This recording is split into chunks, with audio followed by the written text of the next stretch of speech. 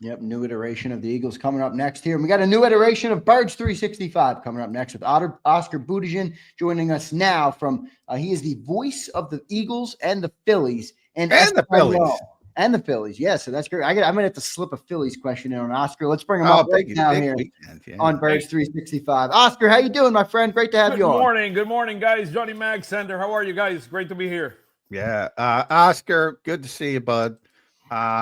Big weekend for the Phillies. Phillies met exact same record coming in, right? It's just amazing. I mean, this has been a roller coaster. 3 weeks ago, we were in the top of the world. Then the Mets got hot. I mean, playing against the Colorados of this world, and suddenly now they went up 5.5 games, and they've been on a massive losing streak. So now we're tied. So it's going to be a wonderful weekend. And the most important thing is we have Zach Wheeler going tonight for us. So against a rookie pitcher that they're bringing. So that's good news for the Phils. Yeah, no doubt about it. We are not out on the Phillies here in June, Oscar, on Birds 365. Too many people out on the Phillies too early in the season. It's a long. I think it's a Philadelphia mentality, Oscar. I think they act like baseball is football too often, and a couple losses. Being around baseball, you're going to have slumps, you're going to have ups, you're going to have downs over 162 games. I think everybody's like, you got to win. You got to win every game. That football mentality is creeped in. I mean, that is definitely the truth, and the reality is that. One football game equals about 10 baseball games. So it's it's a very interesting dynamic, and you're going to go to the ups and downs. I mean, right now Harper is injured. I mean, Aaron Nola is injured. I mean, we lost Alvarado to suspension for 80 games. I mean, those are big. I mean, those are three major contributors that you expected in the beginning of the year that are not playing right now. So look, the team is hitting, which is something that worried me a little bit a few weeks ago, and at least they're keeping up with the Mets. And look, it's a marathon, right? This is a marathon. It's not like football. You got to win every game. Yeah, absolutely. Well, even in football, you don't have to win every game, but you better win every game in Philadelphia because, and by the way, those expectations, now you got to feel for it. You were at minicamp. I think it's interesting. There's sort of been like a soft ban on the word repeat by the Eagles. It's not like they're, being but they, Nick likes to talk about sustained success. He doesn't like to mention repeat because the minute you start thinking about repeat or you're thinking about the future, that's when you start to make mistakes. Or conversely, he also brings up, if you look at the past and say, all right, we're the Super Bowl champions, pat yourselves on the back. Mm-hmm. You're probably going to go in a negative direction. So what was your first feel of seeing the new guys, the new iteration of the Philadelphia Eagles?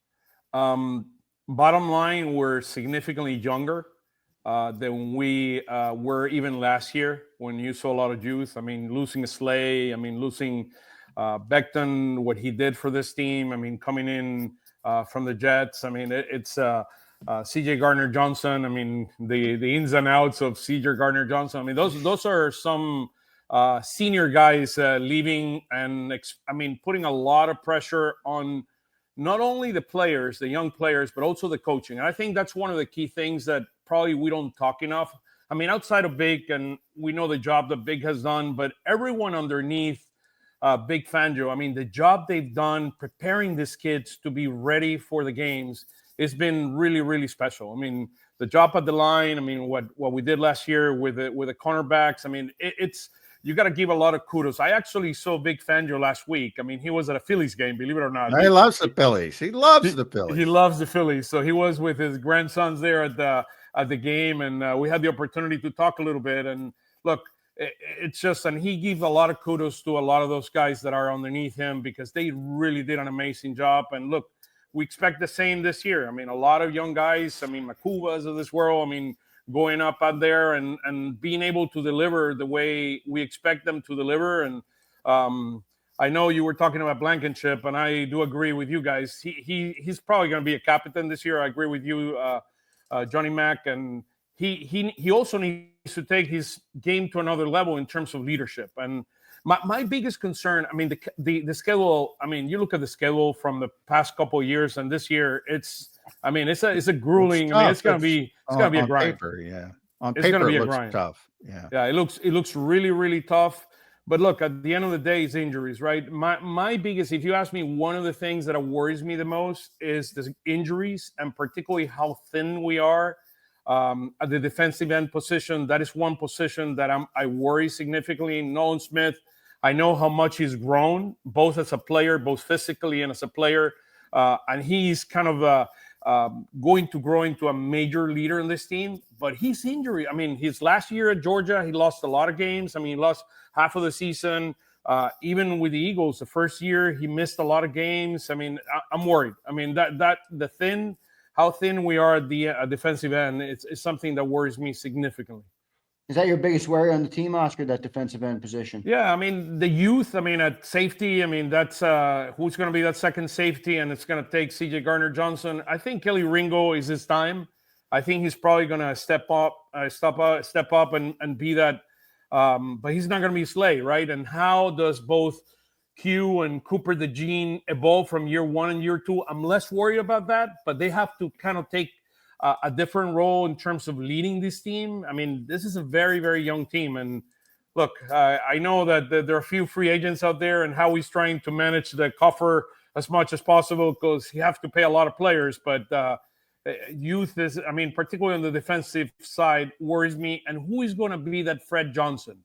Who's going to be that third tackle in this team that is going to step up? I mean, we have Pryor back. Maybe with his experience and what Big can do, I love Williams. I mean, Cameron Williams, I love his size. I mean, it's like Clay, I think, for Stout, and how he's going to build that guy into a tackle. I'll be very Hinton and him. I mean, those are two really big guys. Yeah, and they got that kid from Rutgers too. Lane was funny. He was talking about, Lane Johnson walks into any room in his personal life, and he's the biggest guy, and he walks into the Eagles tackle room, and you got Cameron Williams, you got Miles Hinton, you got Holland Pearson, you got Jordan Mailata, obviously. Yeah. They got some big dudes. Welcome back in, everybody, to the Birds 365. A little system drop out there across the board, but that was like Armageddon. Yeah, everybody dropped. That was Oscar dropped. You dropped. I don't think that was just one internet job. I don't know if there were some back end issues. China's attacking us. That was Ricky Ricardo sending a message. Ricky? Yeah, it's possibly, potentially was Ricky. Yankees aren't doing too well. Oh, they're Ricky not. got it. Yeah. So. Yeah. No, I want to pick up right where we left off, though, Oscar. I want to ask you about Nick Sirianni. You've been a pretty vocal supporter of Nick Sirianni. And I'll tell you what, Oscar, since he showed up, man, this team was winning a lot of football games. How much do you think he's grown as a coach, and how much credit do you give him for the success of this team? A lot of people point to Howie and Jeffrey and Jalen, and I think everybody deserves some credit, but I think Nick is still underrated in Philly. How do you see Nick, his evolution, and what he means to the team? I think if you go and looked at, I saw yesterday the unscripted that the Eagles drop is really, really good, and I think it shows, I gotta watch this. Somebody else mentioned it. It is really, really good, and it shows kind of the effect of Nick on this entire team. Basically what he said, I'm not going to show you any pictures about the Super Bowl. That is in the past. We're going to be focusing on climbing this mountain. We need to climb a new mountain this year that doesn't have anything to do with the past. And I think the way he has kind of brought the culture here is something very, very important. Look, that's everything, right? He was a rookie when he came here. We know everything that happened. He's learned over the 4 years, and he has grown as a coach, and he understands that he has a different role today than what he expected probably to have, kind of being a play caller and giving up play calling and all of that. So I think he's grown. I do believe, I think one of my biggest concerns this year is how this offense is going to evolve. And he's going to be a big part of it. I mean, together with a new offensive coordinator, I mean, the bigger question for me is how are they going to get the passing game to another level? This offense needs more balance. I mean, we cannot expect that Saquon is going to run for another 2,000 yards. So I mean, Patullo is going to have, together with Sirianni, they're going to have to kind of build on the success from last year, but beginning to have a much more balanced offense than what we saw last year in order to be able to climb that mountain that we're talking about. You know, I thought it was interesting. Nick has said a couple of times that, you know, there's some positives from, I think, the constant churn at offensive coordinator. You mentioned Kevin Patullo, the latest. You go every year for Jalen Hurts, it's a different offensive coordinator, different play call, dating back to Alabama. I mean, every single year. And I think for a long time that's been portrayed as a negative. Nick's trying to flip that and say, you know what? There's some positives because you get to learn from all these smart people who go on because you're having a lot of success. Most of them, not all of them, but most of them get promoted. So you're getting all these good coaches who have new ideas and it's all encapsulated and you get better and better. You think that's just spin or there's something to that? Look, I mean, it's been to a certain extent, right? I mean, the proof is in the pudding. You have to see what is going to be, the offense, so the 2025 offense and how will it evolve from last year. I do believe that having kind of the different offensive coordinators that both Jalen has had, as well as the offensive coordinators that have been in this team, I think you learn from what works and doesn't work. But we need to bring in a much different offense than we did last year because we cannot bank. I mean, Saquon cannot run again. If we're counting on 2,000 yards from Saquon, you know what's going to happen. I mean, we know what history says. I think Sanders is the only one that have gotten close out of runners with 2,000 yards. And look, it has to evolve. Chipley, what role is he going to play? Is he going to be more of a pass catcher? Can you include him in the offense? I mean, it has to evolve. It has to evolve. The other big question mark on this team is tight end. What's going to happen when? I mean, are we going to go as Calcaterra? I mean, the second coming of Goddard. We know he's not. I mean, we know he's not even close. So we don't have that second guy that can take. Nick Muse. Huh? Nick Muse. Yeah. Kyle McCord, Nick Muse. It's going to be, I mean, it's worrisome because we know it'll happen. We know that Goddard, based on history, he's going to miss 4 games. And that's not even the problem. Who's going to be the future tight end of this team? I mean, the future tight end number 1 of this team. Those are big question marks that we're going to have to answer. And to me, look, I think Big Fangio has that defense rocking. I do believe that we're going to see some maybe growing pains in the first couple of weeks like we did last year. I mean, until Campbell is fully ready to provide his versatility and what he's going to be capable of doing on this defense. But I think the offense evolution is going to be very, very important. I mean, look, we have the pieces. The talent is there.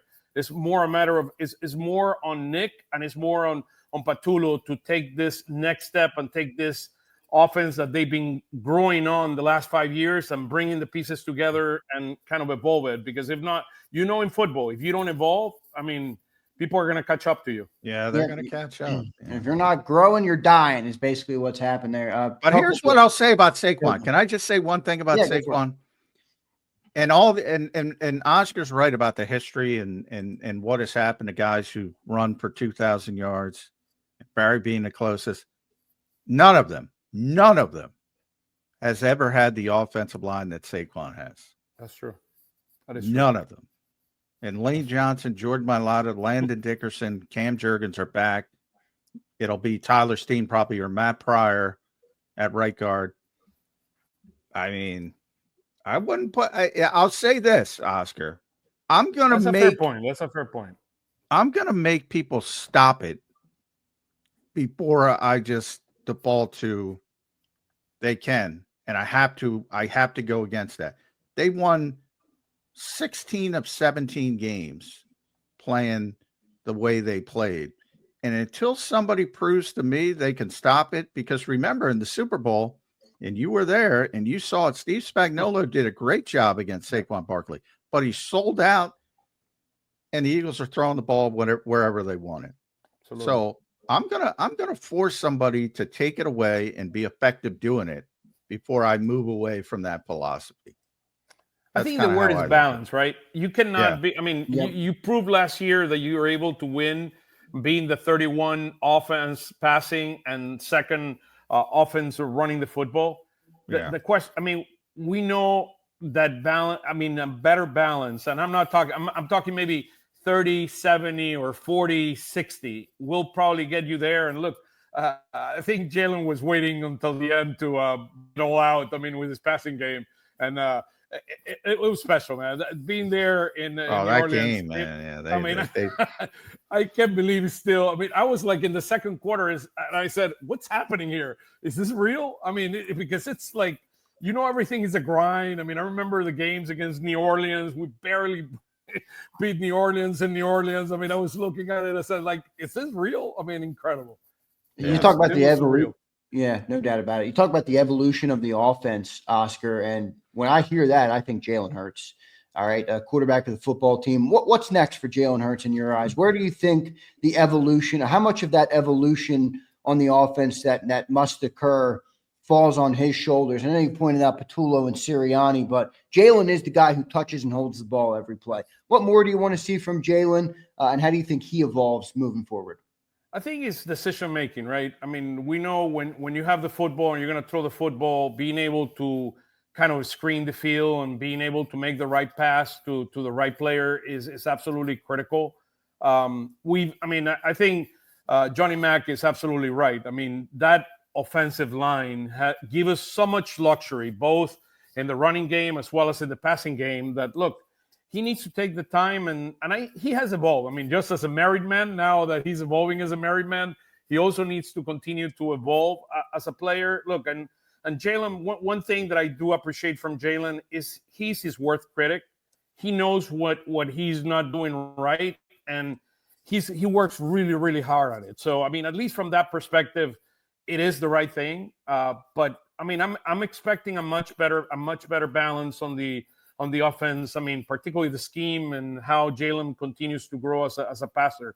And look, we know he's not going to be the next Elway or Wagner or Warner or anybody like that. But I mean, I think balance is the key. I mean, you saw some of the growth that Lamar Jackson has had as a passer. I would like to see a little bit more growth there. And even though with Lamar it doesn't look pretty, but he gets the job done, right? Yeah, certainly did last year, but they haven't won. So, I mean, that's what Jalen Hurts has done. So that's sort of complete. I mean, the ability to win games in the Nick Sirianni, Jalen Hurts era has been pretty impressive. And I think people need to appreciate that, because it's not always like this. And it's not always going to be like this, because, as you know, being around sports for a long time, Oscar, sports are cyclical. And you go up and you go down. The talent level is most important. And right now, the Eagles got a heck of a lot of good players, and people should enjoy it. I would say that number one. Offensively, though, it's funny, because the defense was ranked number one. And this is my last one for you, Oscar, at Oscar Budejen. Make sure you follow him on X. Listen to him. Voice of the Phillies in Espanol, voice of the Eagles with Ricky Ricardo as well. If you look at what this team has been able to do offensively versus defensively, you just mentioned the Super Bowl. 9 drives, Kansas City with Andy Reid, Patrick Mahomes. They didn't let them pass the 50-yard line. They dominated that game. They had the number 1 defense. They only had the number 8 offense, but 10 of the 11 starters are back on offense. They got to replace a bunch of guys on defense. The Milton Williams, the Josh Sweats, even the Isaiah Rodgers players like that, CJ Gardner Johnson, we mentioned, even Oren Burks, somebody like that. Is that realistic to say, with all that change on defense, even with Vic Fangio, even with Bobby King, even with Clint Hurt, Christian Parker teaching these young guys, is it realistic to say they can be as dominant as they were last year on defense? I think probably if they remain healthy, probably the answer is yes. I mean, when you have what Saquon did for this team, if he can replicate what he did last year, and we know them, and it's a mindset, right? It's the mindset. I mean, the evolution of Nolan Smith and what we saw in the last few weeks. I mean, that combination between Jalen Carter and Nolan Smith was lethal.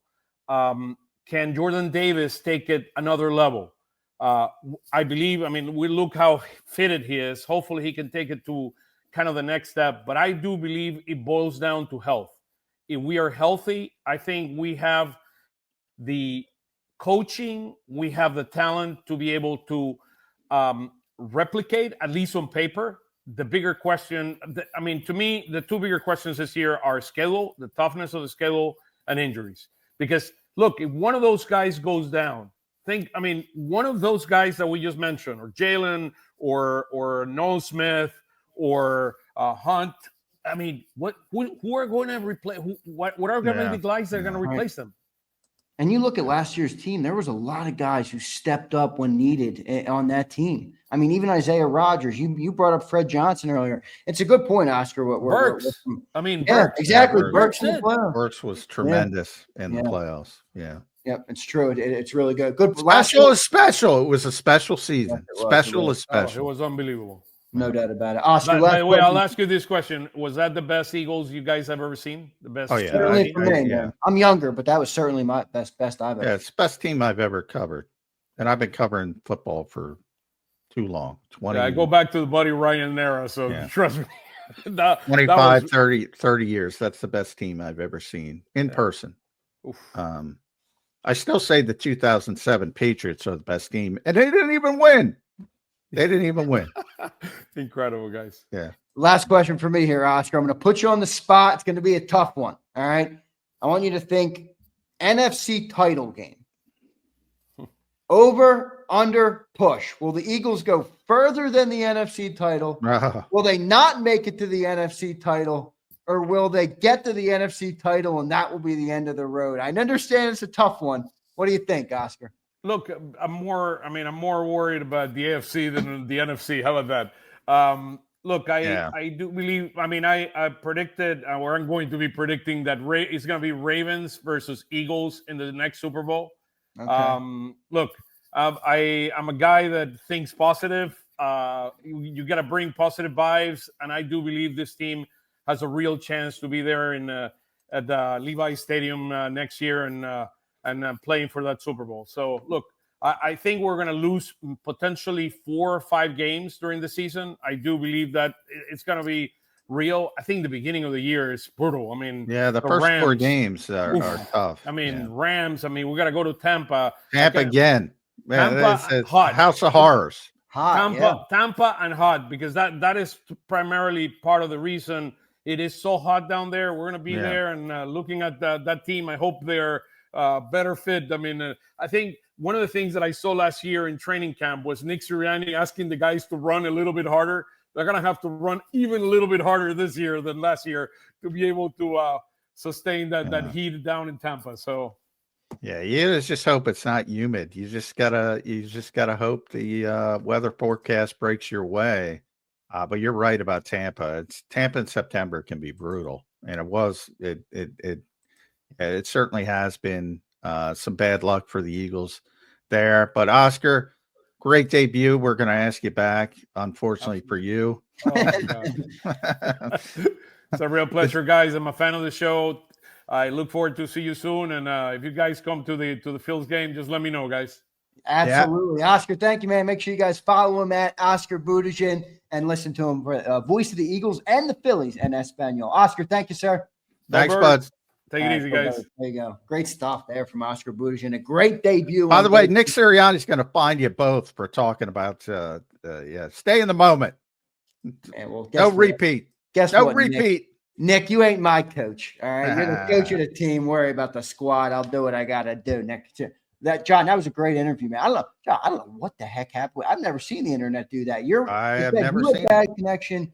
And I know something happened. I saw some people in the chat saying something happened. Everybody went down. I've had internet issues this week, but it wasn't that. My internet's perfect, so I don't know what the heck happened. The whole system reset in the middle of our interview with Oscar. But great interview with Oscar, Johnny Mac. You were right. He was a great addition to the show today on a Football Friday.